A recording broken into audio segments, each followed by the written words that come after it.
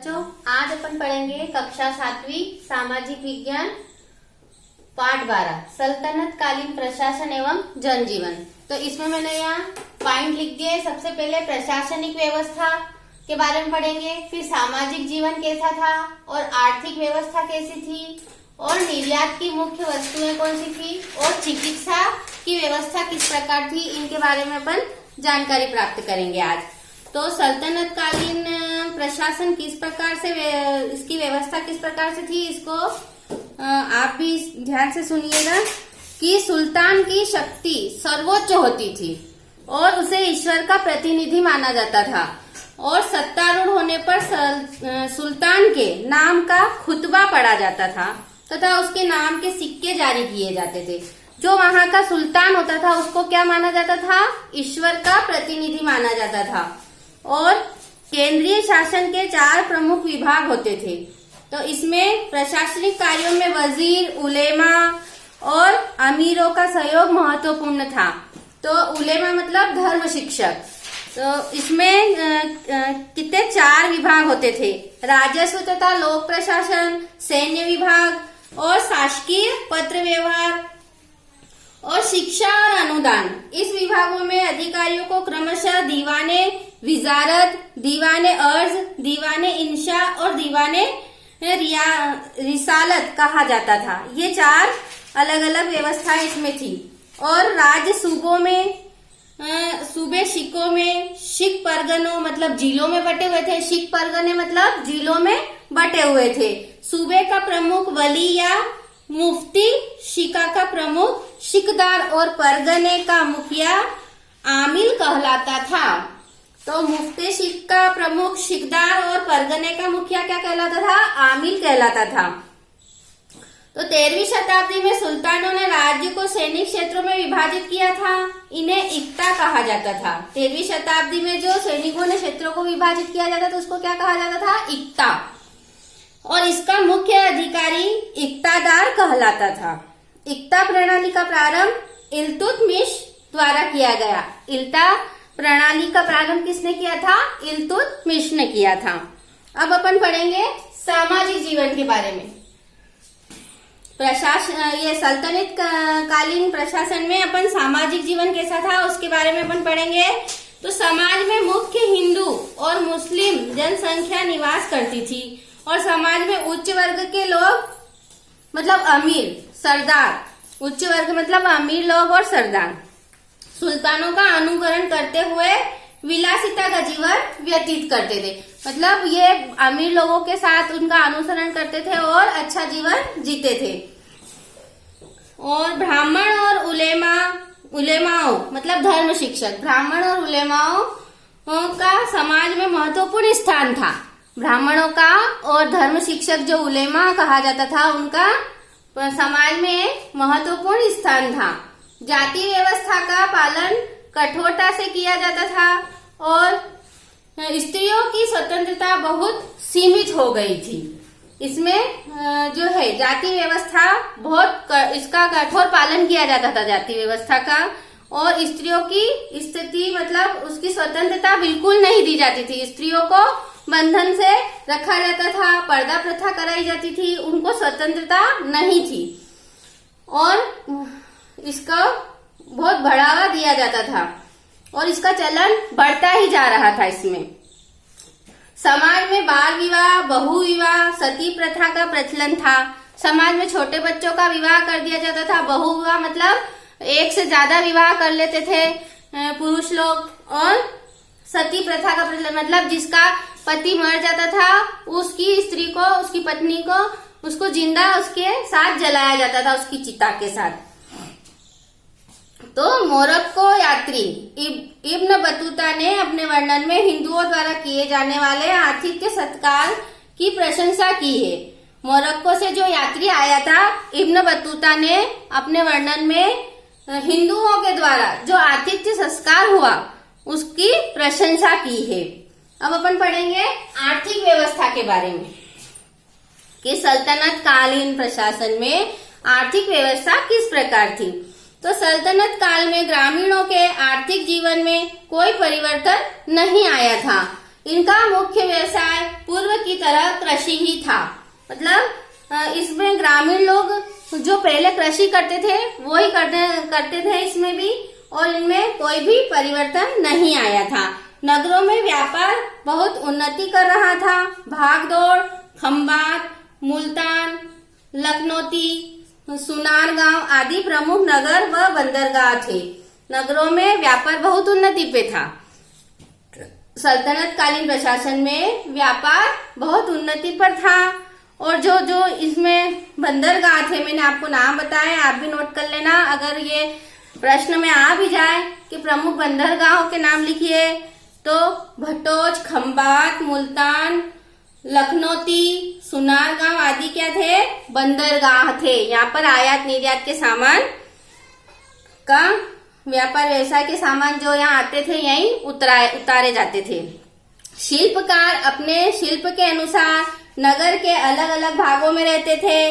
जैसे सारे सुनार, एक बस्ती में लुहार और एक बस्ती में जुलाहे, और ऐसे अलग अलग इनकी बस्ती बनाई गई थी। सुनार, लुहार, जुलाहे, इन सब की बस्तियां अलग अलग बनाई गई थी इस सल्तनत कालीन प्रशासन में। अब हम पढ़ेंगे कि निर्यात की वस्तुएं कौन कौन सी थी मुख्य। अपना चौथा पॉइंट क्या है? निर्यात की मुख्य वस्तुएं।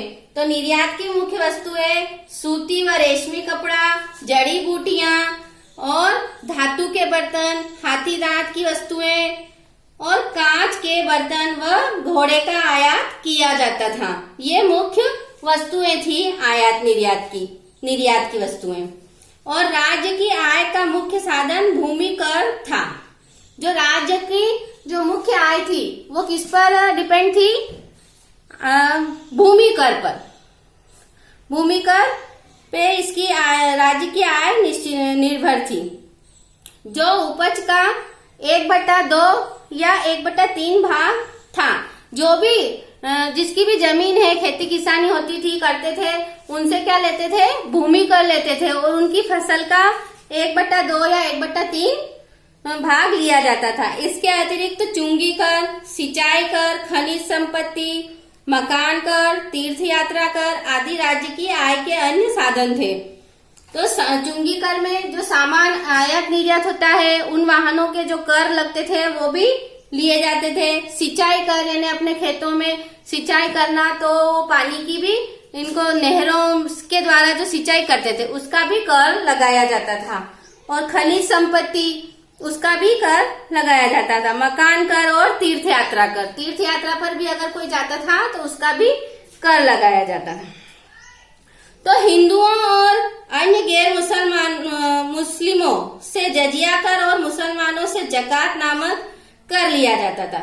हिंदुओं और गैर मुस्लिमों से भी ये जजिया कर और जकात कर लिया जाता था।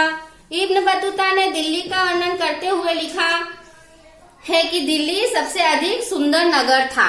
इब्न बतूता ने क्या लिखा है कि दिल्ली सबसे अधिक सुंदर नगर था और सुल्तानों द्वारा चांदी के टके व तांबे की दरहम नामक मुद्रा चलाई जाती थी। तो इब्न बतूता ने दिल्ली की बहुत प्रशंसा की और उसको सुंदर नगर बताया। अब अपन पढ़ेंगे भाषा साहित्य। भाषा और साहित्य कि सल्तनत कालीन प्रशासन में भाषा और साहित्य का और विज्ञान का क्या स्थान था और क्या इसकी स्थिति थी। तो प्राथमिक शिक्षा केंद्र पूर्ववत मंदिर व मस्जिद में होते थे और कुछ स्थानों पर प्राथमिक विद्यालयों की स्थापना की गई थी। उच्च शिक्षा के लिए टोल और महाविद्यालय व मदरसों की व्यवस्था होती थी। केंद्रीय स्तर पर फारसी भाषा का प्रयोग होता था, जिसके प्रभाव से भारतीय भाषाओं में भी फारसी के बहुत से शब्दों का प्रयोग होने लगा था। और उर्दू भाषा का व्याकरण हिंदी की तरह ही है, किंतु इसके शब्दकोश में फारसी व हिंदी भाषाओं के शब्द लिए गए हैं। तो इसमें महाविद्यालय और मदरसों की व्यवस्था थी।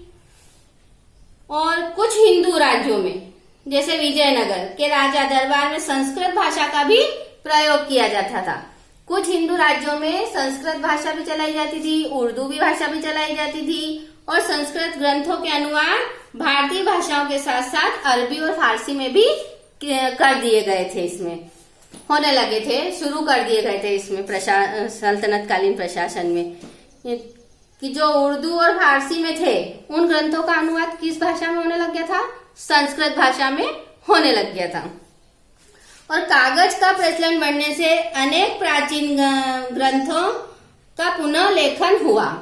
जब कागज का प्रयोग होने लग गया था तो जो उर्दू भाषा या दूसरी कोई सी भाषा अगर इंसान समझ नहीं सकता था तो अलग अलग भाषाओं में इनका अनुवाद होने लग गया था। इस काल में प्रसिद्ध दार्शनिक व साहित्यकार अमीर खुसरो ने अपनी रचनाओं में उर्दू, फारसी व हिंदी भाषा का प्रयोग किया। वे पहले ऐसे मुस्लिम लेखक थे जिन्होंने सर्वाधिक रचनाओं में हिंदी भाषा का प्रयोग किया। ये सर्वाधिक इन्होंने क्या करा, अमीर खुसरो तो मुस्लिम थे लेकिन इन्होंने लेखक थे, ये मुस्लिम लेखक थे अमीर खुसरो, लेकिन इन्होंने हिंदी भाषा में जो है इन्होंने रचनाएं लिखी हैं और सर्वाधिक लिखी हैं। अब अपन पढ़ेंगे चिकित्सा के बारे में। काय के बारे में? चिकित्सा कि सल्तनत कालीन प्रशासन में चिकित्सा की क्या स्थिति थी। इस काल में मौलाना बदरुद्दीन और मौलाना सरुद्दीन तथा अजीमुद्दीन प्रसिद्ध चिकित्सक थे। और राज्य चिकित्सा मतलब इसमें जो है सल्तनत कालीन प्रशासन में मुख्य जो चिकित्सक थे उनका नाम आप एक बार और सुन लीजिए, इसका प्रश्न भी आ सकता है। तो मौलाना बदरुद्दीन और मौलाना सदरुद्दीन तथा अजीमुद्दीन प्रसिद्ध चिकित्सक थे। शल्य क्रिया के लिए प्रसिद्ध वैद्य मच्छरेंद्र व जोगा का नाम उल्लेखनीय है। शल्य क्रिया कौन करते थे? ये दो चिकित्सक का नाम मैंने आपको बताया, मच्छरेंद्र व जोग। ये दो चिकित्सक ऐसे थे जो शल्य क्रिया कर सकते थे। अब अपन पढ़ेंगे वास्तुकला। वास्तुकला में आप देखिएगा कि तुर्क और अफगानों के आगमन के साथ वास्तुकला की नई शैली भी भारत आई। तो फारस और मध्य एशिया में सबसे पहले वास्तुकला की नई शैली में क्या हुआ, भारत में आई ये नई शैली। और प्राचीन भारतीय वास्तुकला शैली में इस नई शैली में सम्मिश्रण में से वास्तुकला के एक नवीन रूप का विकास हुआ। तो इसमें आप देखिए कि मुख्य वास्तुकला में कौन कौन से जो बनी थी, इस स्थान बने थे वो कौन कौन से थे। तो नुकीले मेहराब और गुंबद तथा ऊंची सकरी मीनारें इस काल की वास्तुकला की महत्वपूर्ण विशेषता थी। और इस समय के अनेक शासकों ने उल्लेखनीय निर्माण कार्य करवाए, जिनमें प्रमुख है दिल्ली की कुतुब मीनार। ये आपका प्रश्न भी आ सकता है कि वास्तुकला में जो है सल्तनत कालीन प्रशासन में मुख्य कौन कौन से स्थान है। तो आप इसको नोट भी कर लेना कि दिल्ली की कुतुब मीनार, फिरोज शाह का दुर्ग और फिरोज शाह कोटला और अलाई दरवाजा, लाल महल और तुगलक का किला और लोधी सुल्तान के रंग बिरंगे खपरेलों की डिजाइनों से सजे मकबरे, ये आपके ये वास्तुकला के उदाहरण हैं। और जौनपुर के शासकों द्वारा बनवाई गई अनेक मस्जिदें और मौलवी के शासकों द्वारा की पहाड़ियों पर सुंदर राजमहल बनवाए। जौनपुर के शासकों ने क्या करा, पहाड़ियों पर सुंदर महल बनवाए। और इस काल में दक्षिण में बीजापुर का गोल गुंबद और संसार के बड़े गोल गुंबद में प्रमुख माना जाता है। अब तीसरा देखिए आप कि दक्षिण के शासक ने किलों के अंदर शासनदार इमारत, दक्षिण के शासक ने शानदार इमारतें बनवाई। दौलताबाद और गोलकुंडा के प्रमुख उदाहरण हैं। जो शानदार इमारतें हैं वो कौन सी है, मुख्य गोलकुंडा की इमारत और दौलताबाद की इमारत प्रमुख है। अब अपन पढ़ेंगे चित्रकला के बारे में। लघु चित्रों को बनाने की परंपरा इस समय जारी थी। शासकों द्वारा कलाकारों को राजस्व दिया जाता था। ये कलाकार शासकों व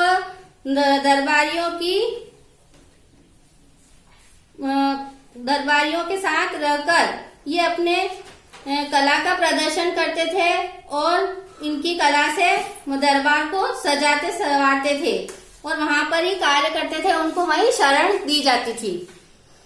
अब अपन संगीत के बारे में पढ़ेंगे कि सल्तनत कालीन प्रशासन में संगीत किस तरह से प्रगतिशील हो रहा था।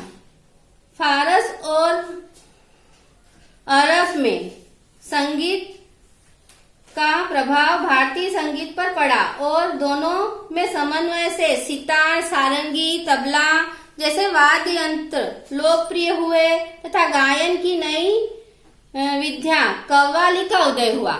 इस प्रशासन का में सल्तनतकालीन प्रशासन में क्या हुआ, कौन सी नई कला का उदय हुआ, कव्वाली का, जो कि इसमें भारतीय संगीत में जैसे कि सितार, सारंगी, तबला जैसे वाद्य यंत्र की सहायता से कौन सी गायन हुई, गायन कला का प्रदर्शन हुआ, कव्वाली का हुआ। तो आपका प्रश्न भी बन सकता है कि सल्तनतकालीन प्रशासन में संगीत कला में कौन सी नई गायन शैली का उदय हुआ, तो आपको याद रखना पड़ेगा कव्वाली का। धार्मिक आंदोलन के बारे में पढ़ेंगे अपन। आपका सातवां पॉइंट है धार्मिक आंदोलन। तो धार्मिक आंदोलन में जो भी महापुरुष हुए हैं उनके बारे में अपन जानकारी प्राप्त करेंगे। इस काल में हिंदू व मुस्लिम दोनों में ही जाति प्रथा की कठोरता और आडंबर जैसी अनेक कुरीतियां पनप रही थी। इस काल में क्या हो रहा था, हिंदू मुस्लिम भेदभाव बढ़ रहा था और आडंबर बढ़ रहे थे, दिखावा ज्यादा हो रहा था। तो इन सामाजिक बुराइयों को दूर कर समाज में सुसंगठित करने के लिए, समाज को अच्छा बनाने के उद्देश्य से कुछ समाज सुधारकों व संतों ने अपनी रचनाओं के माध्यम से जनता में परस्पर प्रेम और सद्भाव को बढ़ाने का प्रयास किया। इस आंदोलन का आरंभ रामानंद ने किया था। तो ये धार्मिक आंदोलन किसने आरंभ किया था, सल्तनतकालीन प्रशासन में रामानंद ने किया था। ये आपका प्रश्न भी आ सकता है। तो किसने आरंभ किया था धार्मिक आंदोलन, रामानंद, ये नाम याद रखना। और संतों ने जिन भावनाओं को व्यक्त किया वे कबीर और नानक की रचनाओं के रूप में व्यापक रूप से व्यक्त हुई। इन सभी धार्मिक कर्म कांडों की अपेक्षा भक्ति भाव से और प्रेम पूर्वक ईश्वर की उपासना करने पर बल दिया गया। इसमें दिखावा नहीं करना, आडंबर नहीं करना, ये इन्होंने संदेश दिया था और भक्ति भाव और प्रेम पूर्वक ईश्वर की उपासना करने पर जोर दिया था। यह विचारधारा दक्षिण से उत्तर तक और पूर्व से पश्चिम तक फैल गई है और भक्ति आंदोलन के नाम से प्रसिद्ध हुई। भक्ति आंदोलन में जो प्रमुख थे वो मैं नाम आपको बता रही हूँ, आप भी नोट कर लेना। वल्लभाचार्य, और इन्होंने कहा मथुरा और वृंदावन, वाराणसी में कृष्ण के प्रति समर्पित भक्ति का प्रचार प्रसार किया और बंगाल के चैतन्य महाप्रभु ने कृष्ण लीला के बहुत से पदों की रचना की तथा देश के अन्य भागों में भक्ति के उपदेश देते हुए लोगों को अपने भक्ति पथ सिखाए। तो देखिए आपको इस किताब में इनके सबके चित्र भी दे रखे हैं। ये यहाँ पर कबीरदास जी और ये चैतन्य महाप्रभु, ये गुरु नानक जी। तो इन सब ने अपने अपने भक्ति के संदेश दिया कि किस प्रकार से अपन को ईश्वर को प्राप्त करना है और किस तरह से समाज में भेदभाव को मिटाकर एक होकर रहना है। इन सब ने यही संदेश दिए अपने अपने पदों, अपने अपनी कविताओं और अपने अपने गीतों के माध्यम से। अब भक्ति आंदोलन का जन जीवन पर क्या प्रभाव पड़ा, ये आपका पॉइंट आता है। तो भक्ति आंदोलन ने धर्म व समाज दोनों क्षेत्रों में व्याप्त आडंबर व कुरीतियों को दूर करने में महत्वपूर्ण योगदान दिया था। अगर ये आंदोलन नहीं आता तो और लोगों में भेदभाव बढ़ता, लड़ाई झगड़े बढ़ते। लेकिन इन महान पुरुषों ने जो भी मुख्य है, अपने कबीरदास जी हैं, चैतन्य महाप्रभु है, गुरु नानक जी हैं, इन्होंने लोगों के मन में भेदभाव मिटाने के लिए बहुत कोशिश करी और इन्होंने अपने पद और अपनी किताबों, अपने गीतों से लोगों को भेदभाव मिटाने के लिए, जो है कुरीतियों को दूर करने के लिए बहुत इन्होंने अपना सहयोग दिया। इस आंदोलन में समाज में हिंदू मुसलमानों के भेद व अलगाव को दूर कर दोनों को निकट लाने का इन्होंने प्रयास किया। तो बच्चों, ये आपका सामाजिक ज्ञान पाठ 12 सल्तनत कालीन प्रशासन, जनजीवन, वहाँ की चिकित्सा, वहाँ की आर्थिक स्थिति, आयात निर्यात की वस्तुएं और वास्तुकला, इन सब के बारे में आपको जानकारी प्राप्त हुई। बच्चों, आप अपना काम समय पर करते रहिए। अगले पाठ में मिलेंगे।